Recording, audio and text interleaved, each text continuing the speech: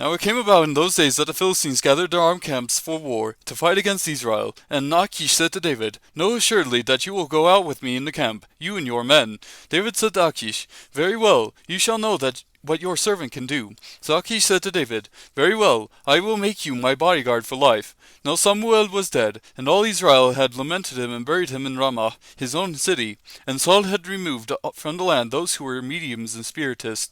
So the Philistines gathered together and came and encamped in Shunem. And Saul gathered all Israel together, and they camped in Gilboa. Then when Saul saw the camp of the Philistines, he was afraid, and his heart trembled greatly.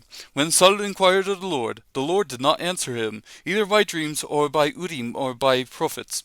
Then Saul said to his servants, Seek for me a woman who is a medium, that I may go to her and inquire of her. And his servants said to him, Behold, there is a woman who is a medium in Endor.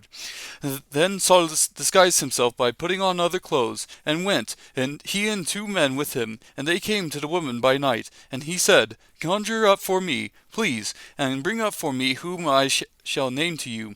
But the woman said to him, Behold, you know that what Saul has done, how he has cut off those who are mediums and spiritists from the land. Why are you then laying a snare for my life to bring about my death? Saul vowed to her by the Lord, saying, As the Lord lives, no punishment shall come upon you for this thing. Then the woman said, Whom shall I bring up for you? And he said, Bring up Samuel for me. When the woman saw Samuel, she cried out with a loud voice. And the woman spoke to Saul, saying, Why have you deceived me? For you are Saul. The king said to her, Do not be afraid, but what do you see? And the woman said to Saul, I see a divine being coming up out of the earth. He said to her, What is his form? And she said, An old man is coming up, and he is wrapped with a robe. And Saul knew that it was Samuel, and he bowed with his face to the ground and did homage. Then Samuel said to Saul, Why have you disturbed me by bringing me up?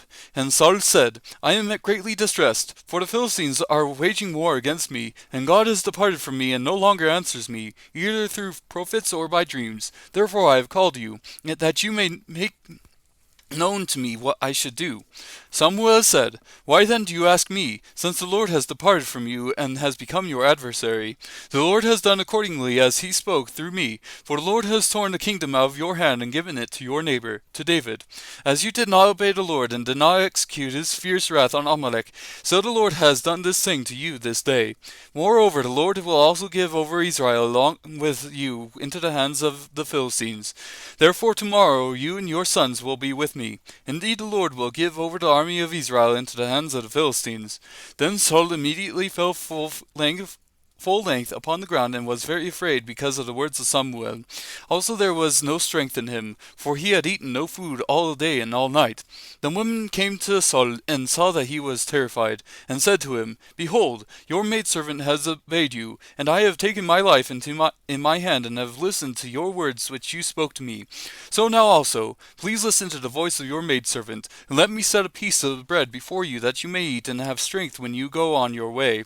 But he refused and said, I will not eat. However, his servants together with the woman urged him, and he listened to them. So he rose from the ground and sat on the bed. The woman had a fattened calf in the house, and she quickly slaughtered it. And she took flour, kneaded it, and baked it unleavened bread from it. She brought it before Saul and his servants, and they ate. Then they arose and went away that night.